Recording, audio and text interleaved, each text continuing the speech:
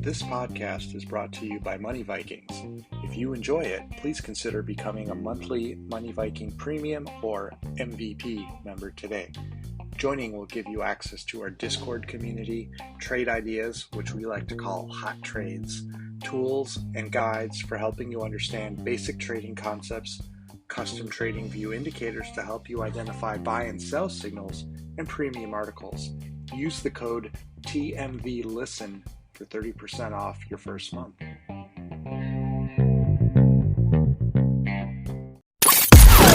Welcome to the Money Vikings podcast, where we conquer financial freedom. Join Greg, Jerry, and Bob as they discuss everything investing and personal finance. The Money Vikings podcast is hosted by three dads who are doing what they can each day to burn down debt and build wealth. Learn the path to true wealth. Their podcast and website, moneyvikings.com, is a treasure trove of ideas. So without further ado, here they are, the Money Vikings. Inflation, compound interest, dollar cost averaging. Guess what? The Money Vikings play economists today. Welcome to the show number 62, everybody. Jerry, it's you and I tonight. Hey, Greg. Hey. It's nice to hear your voice. It's been too long. Thank you, Jerry. I appreciate that. I appreciate it. You have a very nice radio voice, by the way. You said in your solo show that you did a couple weeks ago, you're like, oh yeah, I'm listening to myself, and I'm like, no, I really like it. I don't listen to it. Yeah, there's something about hearing our own voices, but we're missing Bob's voice tonight. We have him slaving away making Money Vikings YouTube videos tonight. Yes, so he's in the basement and sweating away in the sweatshop we run in our basement. Yeah, we ordered him, but I did want to do a little shout out on our growing YouTube channel, and it's not there yet, but please check it out. It's going to be growing with content. A lot of our shows are up there, but throughout 2022, starting now, we're going to be producing a number of YouTube tutorials on everything from swing trade concepts, real estate, stocks we like long term, looking at them, dividends, real estate investment trusts, everything. We're going to do a bunch of videos. Covered calls. That's There's right. one up there that a wonderful one Bob made on trend analysis that's there today. So anybody that's interested, you just go to YouTube, search Money Vikings. You'll see it there. It's on our main page. It'll start playing automatically, actually. And you can even click and subscribe if you like us and comment. And that way we will not fade into obscurity into the metaverse. We will be part of the metaverse, I understand. Is that right? That is right. The more subscriptions, the more likes and comments are very helpful. Nice comments, please. But comments, for get us to the top of your feed.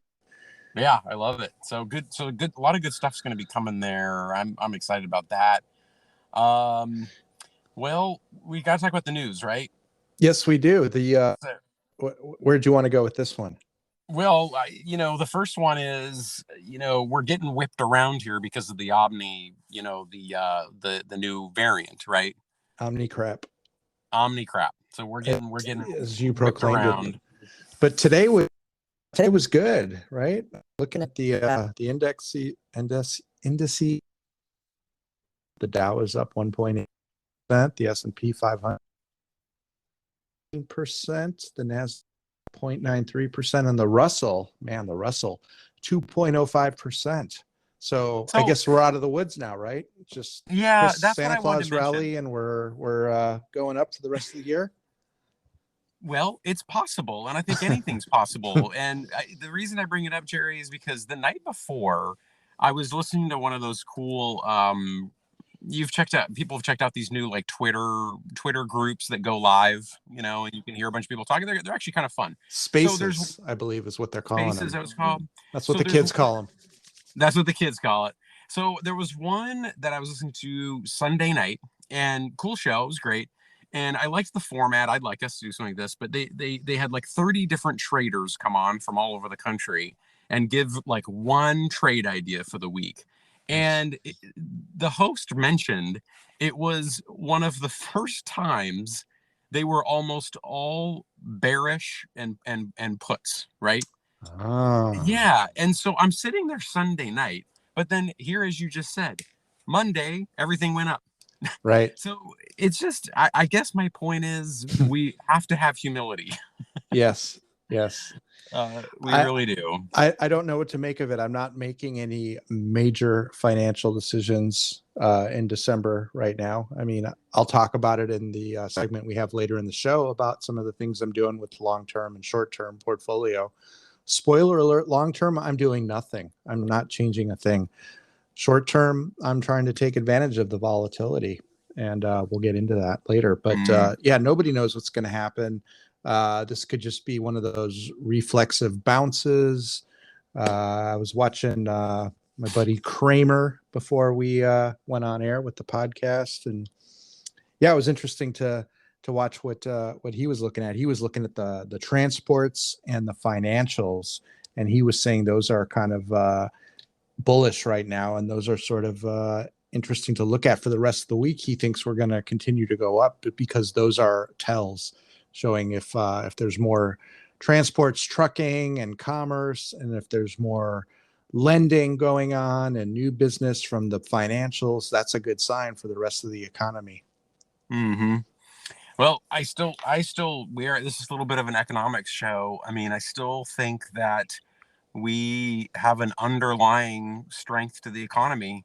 But it's just, we've got weird supply chain things and weird things with this COVID that continue to sort of be, just catalysts for, like you said, volatility. But I don't know about you. I mean, we live near or in, maybe one of the 8th or 7th largest cities in the country. And Jerry, I mean, everywhere I go is packed. And I'm not saying that that's the whole economy. I mean, this is just an anecdotal thing. But I see no, gas is sky high. I see no one driving less. I see, when I'm out picking up food or dinner for the family or whatever, it's people in cars everywhere spending money like nuts. And I'm just like, I don't know. I'm just not seeing the problem, but other than bad traffic. Yeah, I mean, if aliens came and watched us kind of from above, they wouldn't think anything is different from how it looked, say, 5 years ago, right? No, I have to say, I don't think so. And so I guess I hear, weekly I read a doom and gloom billionaire, a monkey pants who says, and I don't mean this as in I don't take account into what they're saying, but they're constantly saying that, the market is way too high, big crash is coming. Yeah, could be. But then again, I'm kind of looking around and I'm like, well, if the crash comes, you might as well just hold on to your stocks because everyone is going around spending like crazy and out shopping and consuming. I don't know really what a crash would end or, maybe things here and there. I don't know. We don't predict the future, but you're trying to like get a sense of what's going on. And I don't know. We're light years from lockdowns and restaurants closed, and I see a lot of people out. Maybe there's an ebb and a flow. When the news goes nuts about like the different variants, people might pull back a little bit, but I don't know. It's not a lot in our town. Yeah, I mean, it's really kind of a function of how transmissible the new virus is, and then whether or not it's going to be if people get very sick from it or die, or it's maybe just like a common cold. Was that you we were talking about this earlier? Yeah. I was reading about that as well. Yeah. That's a possibility. We don't know yet, of We course. we don't know, and it's like what we Um, don't know is more scary, and that's probably why there's some volatility. But yeah. You know me. I'm not against vaccines. I'm all for public health measures. Got it. 100%. On the other hand, I also think that as a society, we have to think about risk, just like you and I think about risk when we're investing. And, I've had conversations with folks about this. It's like, when you drive your car, there's a risk. Okay. Yeah. You pick up your kid from school, there's a risk. Pick up his school, there's a risk. I mean, people get hurt in their homes taking a bath. I mean, yes. There's no such thing as a zero risk existence. And I'm not saying go to the rave and yell in everybody's face, and this is wonderful. I'm just saying, but at the end of the day, if you're vaccinated and you're going out with a couple of friends into a place with plenty of airflow, and maybe you're even wearing some masks at times, just chill out. It's, you're probably going to be fine. I mean, it's not, anyway, we're numbers guys, right? We're looking at the numbers and all that. So, we are. And I love looking at it like in terms of probability, but you do have to live your life. You do, you gotta drive around to take care of things. You gotta fly places times to trips, see family, whatever. And we need to connect a little bit. We're people, so we're social animals. We're social animals. But hey, so we're going to talk about macroeconomics here a little bit today, and everybody knows that listens to our show or is a member or whatnot. One of the main missions of Money Vikings is to make personal finance and investing, ideas accessible and fun. Okay. We're trying to help everybody become wealthier and make it fun. And we're talking about knowledge here. So, and again, along the same lines, we all know we're taught almost nothing about personal finance and investing in traditional education. In my later years, I've wondered to myself if that is by design, since lack of knowledge leads to a life.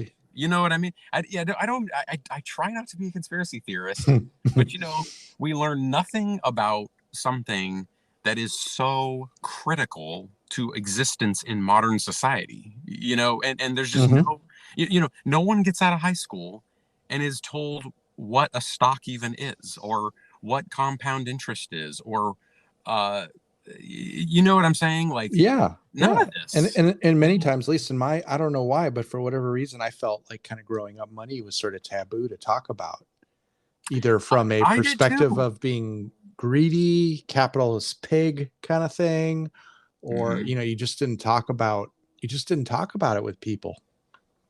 And I think there's, sorry, go ahead. I just think it's important. We do need to talk about it and understand it. I think you're onto something. I had the same sort of programming, I think. And, especially with friends outside of the family, it wasn't, you just weren't. And I guess, anyway, we met years later, and we were able to kind of feel free to talk with each other about it. And I was like, hey, this is great. There's another guy out there that's interested in what I'm interested in.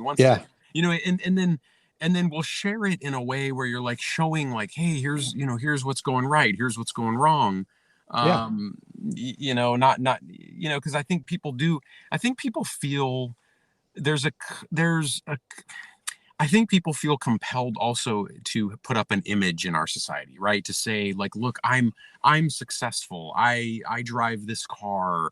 I live in this neighborhood. I have these things. And that shows that I have a status. But, you never really know. You can look back, or if you really knew the truth sometimes, you could find that some of these people, their financial life they might have a negative net worth, or, they might be a high income earner. But anyway, you know what I mean? Or they could be very high income earners, but not really have true wealth and not really be happy. Yeah. Well, there you go. And you hit it. We talk about that at Money Vikings all the time, that true wealth, it's more than a number. We're trying to live our best lives, right? And that's what it's all about. So speaking of that, I was doing something that I enjoy doing, going on a walk with my family, which is always a fun thing. And I ran into one of those, those neighborhood libraries, those little pop-up libraries that people put in their front yards. You know what I'm talking about? I see them all over the place in my neighborhood. Yes. Yeah. Aren't those cool? I think they're kind of cool. And sometimes they're kind of cute, and, you open a little door and, I know where you live. I think there's a really cool one by you, actually, that I've driven by a few times. Yeah. But anyway, I opened that up. And what gave me the idea for part of the show was a book came out called The Armchair Economist. And so it's full of, interesting economic stories and how it interplays with human behavior. For example, this was one kind of little nugget that came out of it. Do you know that when we buy things like insurance, one of the first questions asked is, do you smoke? Yep. You do know. I know you know. So for our listeners that don't know, so smoking it's bad for you, in case you didn't get that memo. Yeah, it is. So it's very bad. So please don't smoke, because that's not good. It just isn't good for you. But anyway, it's a big indicator, I guess, of all kinds of other risky behaviors, and basically insurers use it for all kinds of insurance, so they'll even ask you when you're getting your car insurance, right? Are you a smoker? I think that's a common question. Interesting. Right? Yeah. I mean, I've seen it on life insurance for sure, and that's probably way more obvious than car insurance or home insurance. I don't know what other insurances they ask for that, but yeah, definitely. I guess it's a completely different life mentality if you're a smoker and you're doing that to yourself, that maybe you're more of a liability to these insurance agencies. I guess it indicates that. And so, the book goes into how economists are trying to understand how the world works, right, in an economic sense. Mm-hmm. And we've talked about this a lot with behavioral economics, and how in modern behavioral economics, they're finding that there used to be this model, a model of the world where everybody works in their own self-interests, which if you said that to someone, they'd probably say, oh, of course, yeah, that's how the world works. Well, apparently with personal finance, it doesn't work that way. We are constantly working against our own financial interests. Yeah. So anyway, so what we're going to do, we're going to go over some of the most important, economic and personal finance ideas. I think this show, Jerry, is going to be sort of one of several, right? We can't cover everything in one show. I mean, this is a huge topic, right? So we're going to cover a few tonight. So the first thing I want to talk about with you and get your take on this was the Fed. And we need some music. Maybe our intern can put some music there. But anyway. We're on our own tonight. Okay, we're on our own. So here's intern's doing homework. Oh, good for him. That's important. So here's the deal. I think you're in the same boat, Jerry. We hear this all the time. We're in a lot of trading circles, right? Trading communities. We hear all the time, I'll just say it, shit talk about the Fed. Don't you? Yeah. I mean, I hear all kinds of money printer go burr, all that stuff. Oh, I hear so many undercuts. And so I thought to myself, and listen, I have no problem with anybody out there who wants to criticize the Fed, and I'll criticize the Fed too. But what I think we should do, though, is understand what the Fed is before we go nuts in terms of criticizing it. I don't think people always know. The Federal Reserve is the central bank of the United States. It was created in 1913 to provide the nation, this is its mission, it's to provide the nation a safer, more flexible, and more stable monetary system. And so I guess what comes to mind is something like, the Depression, where the whole system collapsed. And the theory out there is that, you and I lived through this, Jerry. It wasn't that long ago, 2008 was not that long ago, that we went through a huge recession that was life-altering for many people. And most people say, if there wasn't central bank mechanisms, if you didn't have the Treasury doing certain things and propping up institutions, that we would have gone into a depression, a deep depression. Do you believe that, first of all? I think that the Fed's mission is to, try to keep the monetary system stable, safer. I mean, that's why it was created, today, I don't know if what they're doing is necessarily good. They kind of have to predict what they think is going to happen and then try and take action. And they're always getting criticism that, maybe they're the whole inflation thing where they said, transitory, not transitory. Are they kind of making a quick left turn right now and trying to backtrack some of the things that they said in the past? I don't know. And is that really the right move? If they're wrong, what could happen? Could they indeed cause a depression? I don't know. I'm not an economist, but no, I'm following you. No, it's good conversation, because I do think traders and investors should at least again talk about this stuff and have a working knowledge of it. And again, I'm not for the Fed, against the Fed here. I'm kind of neutral about it because I try to be when I really don't feel. I think you're the same way. When I don't feel I have enough information, I try to be neutral, because it's like, if I'm gonna, I don't know. I'm not a conspiracy theorist here. Maybe I'm naive. Maybe the Fed is some evil cabal that's pulling the strings of all of us. I don't know. I find it hard to believe that could go on for that long without it being kind of exposed. But that just seems to be the kind of tone I hear sometimes, from people. So yeah. Here's the deal. They set interest rates. They regulate financial institutions, if you believe that, and they aim to create stability of the nation's financial system. Okay. To me, it seems that they are there to create some kind of a trust and an oversight of the entire financial system. And here's, I guess, something that I have to say. Our economy and our system is still one of the best in the world. Okay. So to me, the proof is kind of in the pudding. I mean, I've traveled to other countries. I've studied other countries. There's some systems that suck really bad, right? Yes.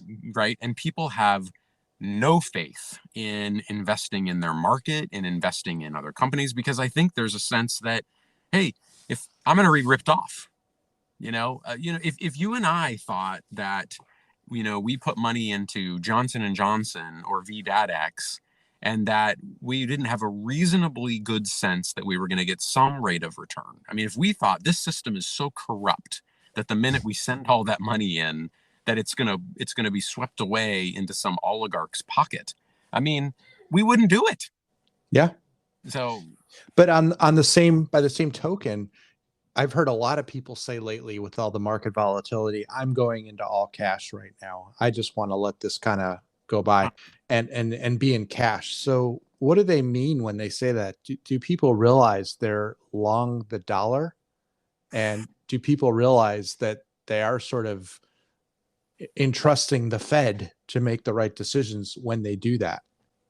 Well, that's an amazing point you just made. Yeah, I actually didn't think about it that angle you just said. You blew my mind. I have a different show. You blew my mind just now.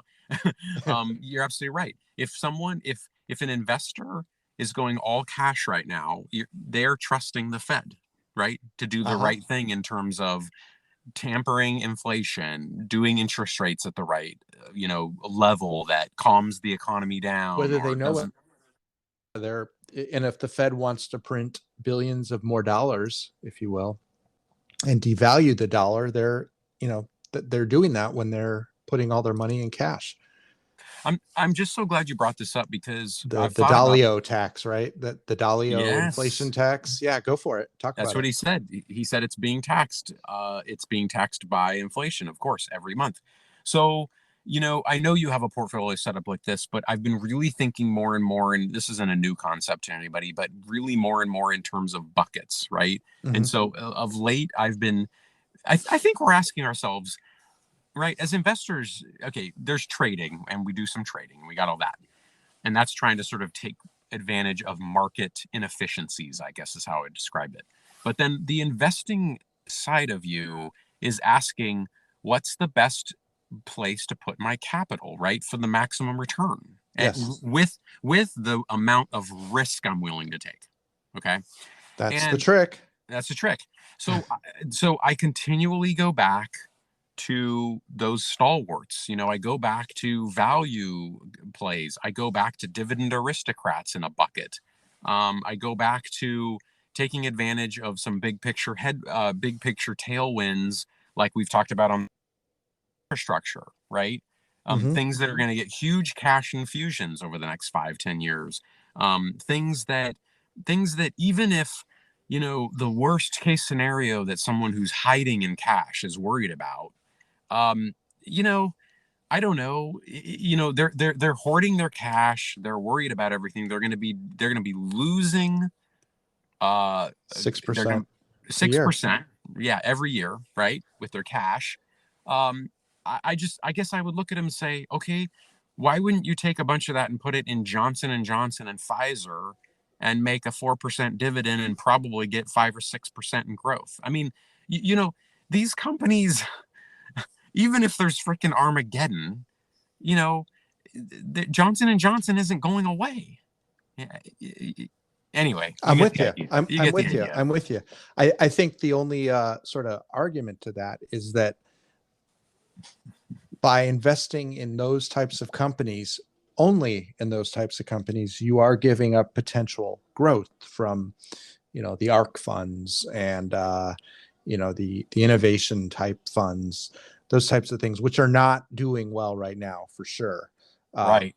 But, things rotate around, things change. And in 6 months from now, or even next month, who's to say, you're leaving a lot on the table when growth decides to do its thing. There you go. Yeah.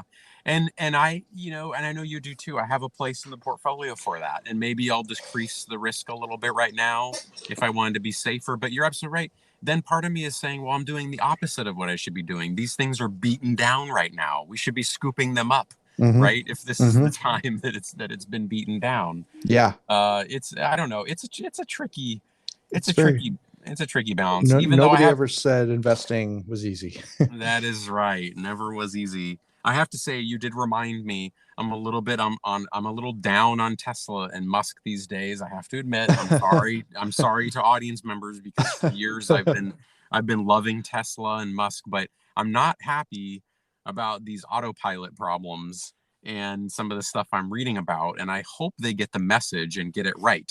But anyway, I don't know if you read about some of that, but I haven't, but I will say that Tesla does kind of have the first mover advantage in the electric vehicle space and many other spaces, lithium, batteries, solar, battery backup, all that type of stuff. And under $1,000, I mean, come on, that's a Black Friday sale on Tesla right now, right? I know, it's amazing.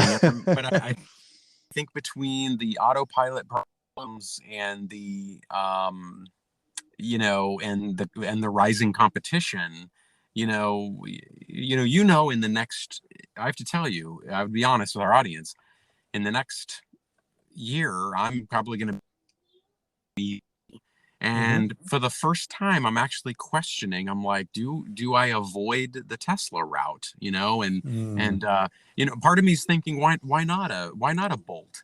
Why not? That's a good car. Because they explode if you park. Oh, great. No, there was a recall. They do? Bolts. Chevy sent out a recall thing, like, if you have a Bolt, don't park it more than 6 feet. I don't know. God.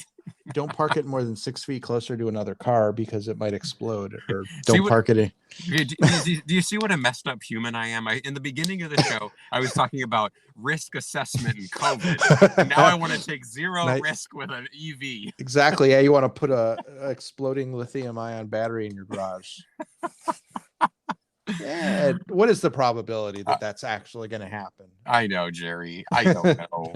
Life is life, Jerry. When I heard about that, I was freaking out because I have a Volt. I was freaking out because I have a Volt, and I was wondering, did they say Bolt or Volt? Not the one I have. Not the one I have. Thank goodness. Oh God.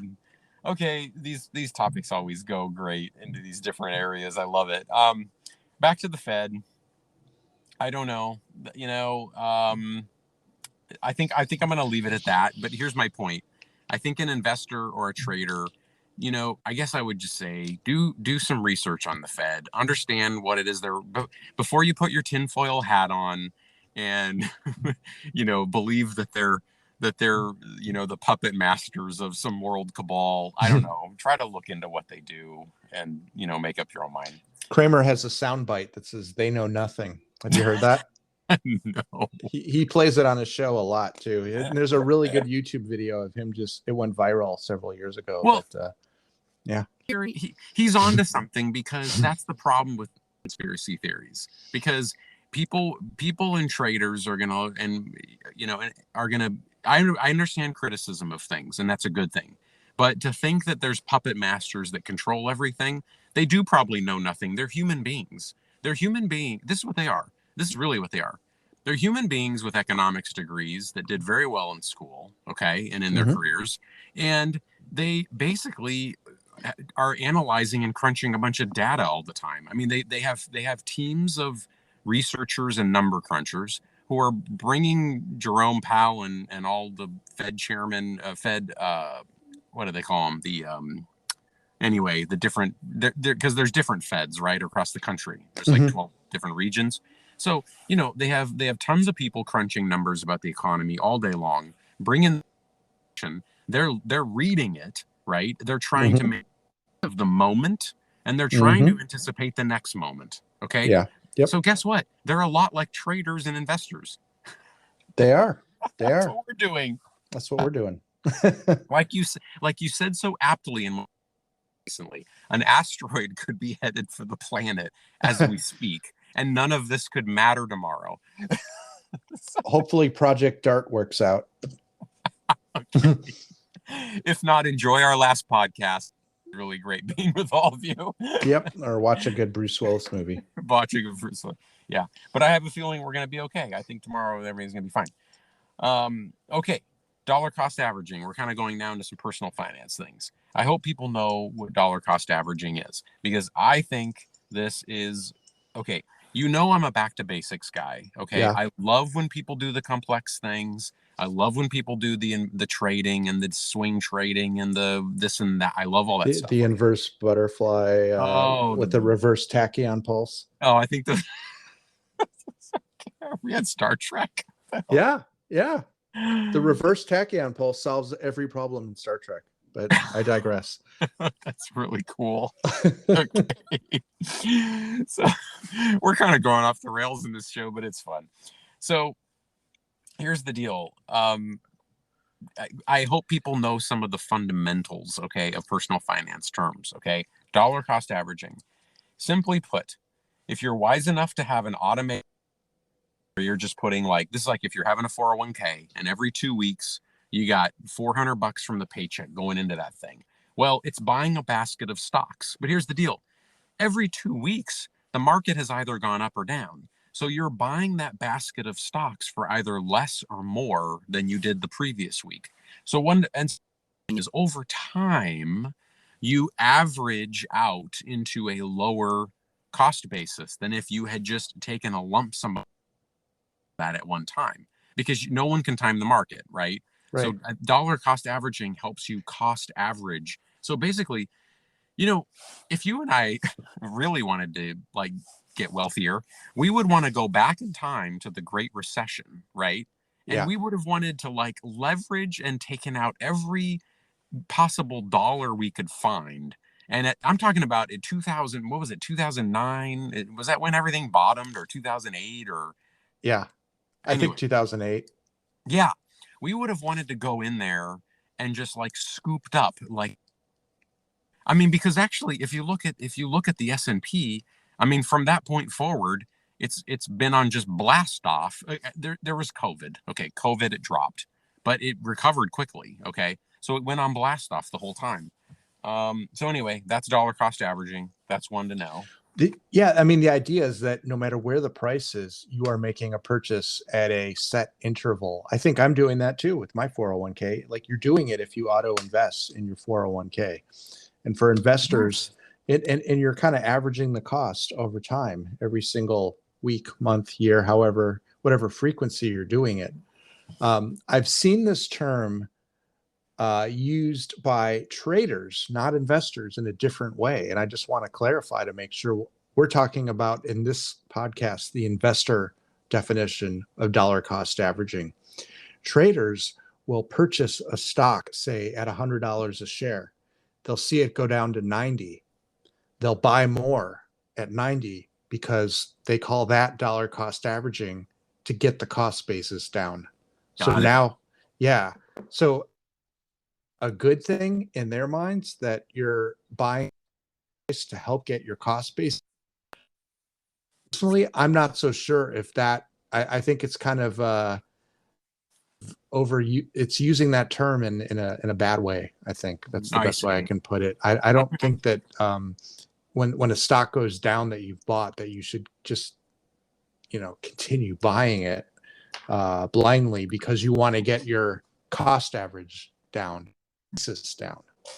I think it depends. Yeah, I agree with you in general. It depends on what we're talking about. I mean, I've done that I've done that thing with Bitcoin, for example. Sure. So right, there'll be times like lately. I mean, Bitcoin took a big dive, and I think I put another few $100 into it, and I averaged, it clicked down my average buy price or something a little bit. So yeah, and that's fine if you want to do that, but don't fool yourself into thinking you're doing some interesting investing trick because you just continuously keep buying something as it goes down, unless you have this vision that it's going to go up in the future.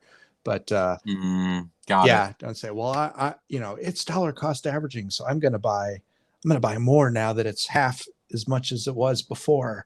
That can lead you astray and you can get into a bad situation. So we're not talking about that kind of dollar cost averaging. We're just talking about a set interval where you're not thinking and you're on autopilot and you're automatically putting in a set amount at a set interval every week, month, or year. Yeah, good one. Well, the last macroeconomic term, we're kind of going back and forth here to personal finance and macro terms, but the last one we'll talk about is supply and demand. So I know this is probably basic to a lot of people in the audience, but again, I think we need to think about these things because, again, not a lot of people learn this stuff in school. Some people do. But anyway, classic economic theory basically explains the price of something in a free market, right? In a free market, the price of something is set by supply and demand. So you can think of, and this is anything. I mean, I'll give you an example. Why is a Mona Lisa worth, actually, it's probably priceless. I mean, the Mona Lisa, painted by Da Vinci, there's probably someone in the world, Bill Gates or somebody or Bezos they'd probably pay $400 billion for the Mona Lisa because it's like the most famous work of art in the world. But here's the deal. There's one of them, and there will only be one. Yeah. That's why they say a Bitcoin, is someday going to be worth XYZ, and why right now a Bitcoin is what trades for 55,000. I don't know what it is at the moment. 55,000 a Bitcoin is because they're saying the supply is low. Mm-hmm. Now, on the other hand, if there has to be a demand, it has to be something somebody wants.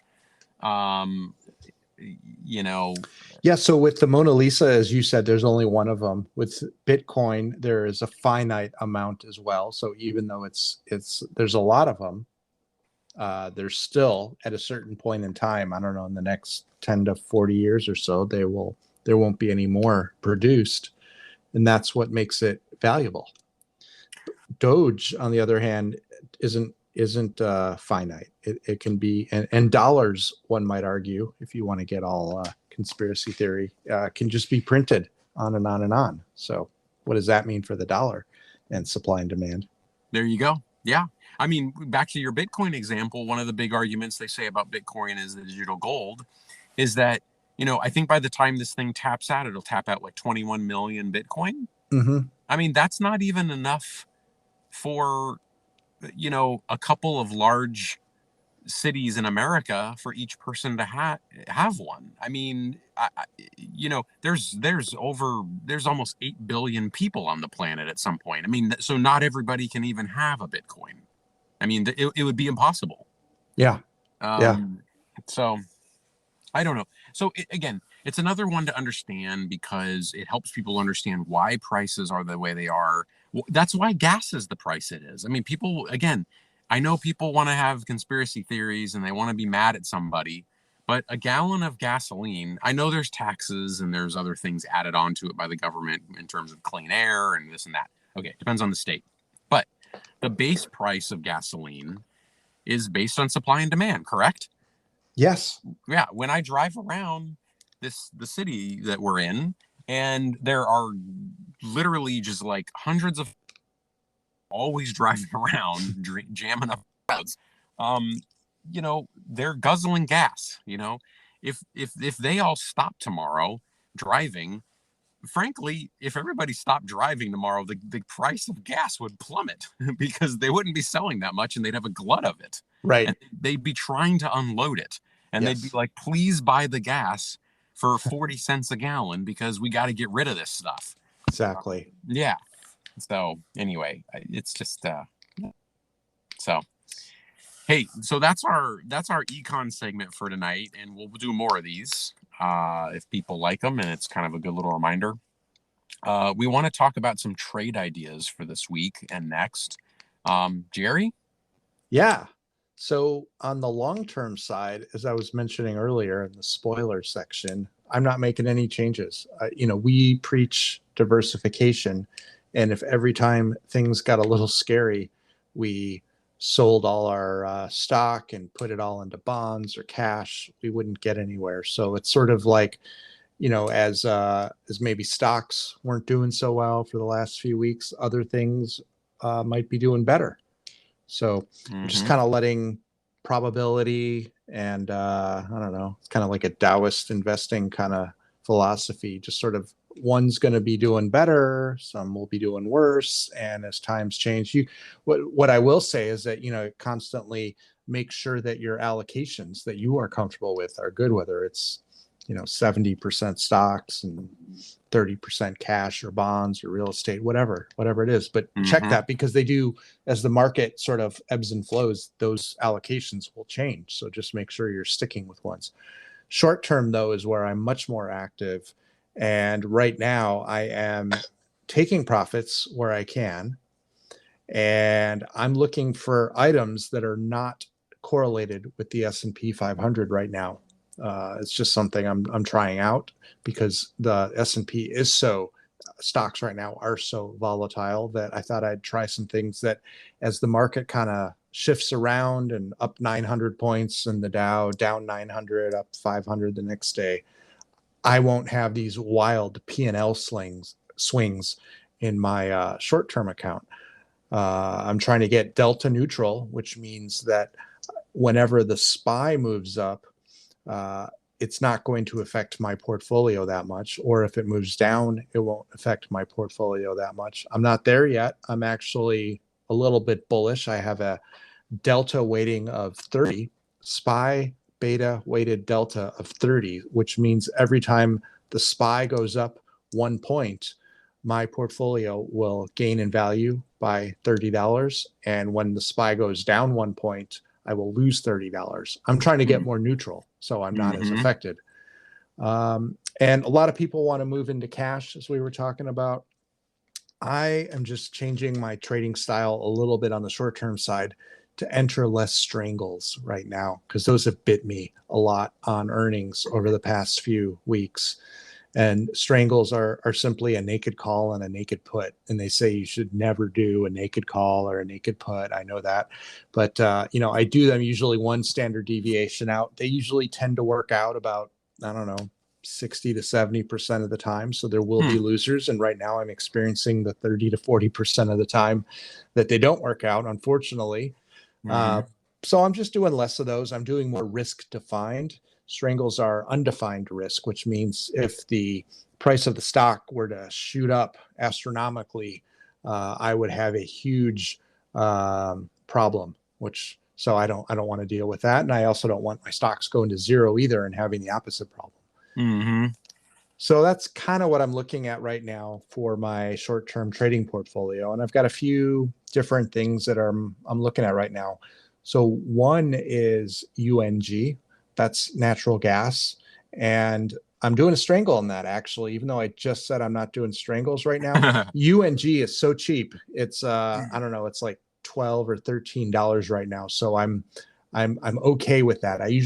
My rule of thumb is I don't personally like to do strangles in items over $50. I've done a lot of earnings trades in $50 or more, but with UNG, I felt gas right now is extremely volatile. It's extremely low as well. The price of gas, natural gas, not the gas we fill up our cars with. So I'm doing a strangle on that, and it's really near the low end right now and could breach it. And the only risk I have is that if UNG goes below $12, which is very close, it's like $12 and some pennies right now, I will have to buy it. Worst case scenario, I have to spend $1,200 out of pocket, own it for a while until it comes back. And I don't think gas is going to zero. No. Another one I'm doing in the same vein, energy related, is USO. And I'm doing an iron condor. That is the ETF version of oil /CL, the future. And I should say gas is the same thing. UNG is the ETF version of /NG. That's the natural gas future. So I'm doing an iron condor in oil. That's doing just fine. It's risk defined. Iron condors are like strangles, except they have insurance on both sides. So you don't make as much money, but you also can't lose as much if something were to go astronomically high or low. I love the iron condors. I always do. Yeah. I like the name. Yeah. Very cool. I'm doing some gold. Good call on oil too, I think. That makes sense. Yeah, we'll see. I'm neutral. I'm neutral right now. I would be neutral oil. I think if it goes up a few dollars, that's okay. I have one standard deviation break points on each side, so I'm not too worried. And if USO is not a very high priced ETF either, so it should be okay. GDX is the gold miners. I'm long those. I had a 3-lot. I purchased 3 long calls for GDX a few weeks ago. Not doing well, so I sold one off, and I'm still holding 2. They're really not doing well, but they're so close to full loss. Not a huge loss, but so close that I'm just going to hold it for another couple weeks and see what happens. But I've kind of written this one off. Unfortunately, it's not doing great, but it's not unforeseeable that gold could have a nice, the commodity could have a nice bump up, and that would impact GDX and help that go up. You got a thought there? Ask Papa Buffett. Ask Papa Buffett. He doesn't like gold. He's a traditionally not, but I think he's had some gold recently. So yeah, Barrick. I think he bought some Barrick. Yeah, I don't know if they still holds that position. But Dalio says have 5%, 7% in gold. I don't know. My theory still is that I feel like the Bitcoin crowd, it takes the has sucked all the oxygen out of the gold room. You might be right. Yeah, I've heard that too. And you know what I mean? It seems like there's something there. Yeah. I just think that all of our impulses to go to Bitcoin come from the same impulses that would have sent us to gold. My theory is this: if Bitcoin didn't exist today, I think me included, I would probably be, the risk management side of me would be 5 or 6% in gold, because that's, if the hits the fan, then, that gold's going to do fine. I don't know. I could be wrong, but that's what I think. We'll see. And it is a finite resource. When you talk about supply and demand, it's a finite resource. So it's a finite resource like Bitcoin, where there's only 21 million. And with both of them, and I think this is why Buffett doesn't like them, with both of them, you really can't do much. I mean, you just can't really do much with gold, and you really can't do much with Bitcoin. I know there's nuances there, but it's a lot different than Johnson & Johnson that's making pills, Band-Aids for people. I know what you mean. Anyway. It just seems like a decent allocation of one's portfolio. I have a little bit of precious metals. I have some silver. I have some gold in addition to these GDX long calls.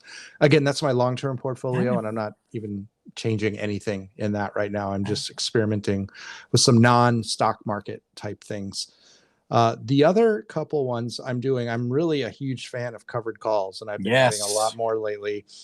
I did a hot trade with Ford that we're still in. So we bought 100 shares of Ford, and then we sold a call, and then we rolled it out a couple times. So we're ahead in that trade, and that's working out just fine.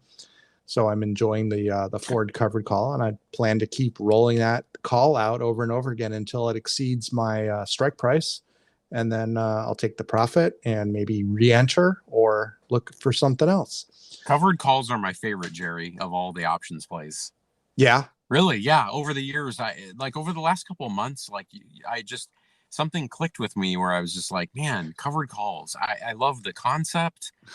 All about the whole thing. Yeah. And we have I just created a script for our future YouTube channel. Well, our existing YouTube channel that we'll cover one on covered calls. I would cover that out when that's ready, because I'm excited about it. Are such a great way to, tell me if I'm getting this wrong, but this is where you have 100 shares, right? Mm-hmm. Mm-hmm. And, I believe it's a stock you would not mind owning. Well, yeah, you do own it. You do own it. So you definitely don't mind because you've purchased it. That's right. That's right. But then you're getting sort of a synthetic dividend off it by selling these covered call contracts. Yeah, you're selling an out of the money, a few dollars above. So if you bought Ford at $19, then you are selling a call at say 22. Yeah. And for that privilege of collecting that, you get premium. You get $100 or so or more for selling it.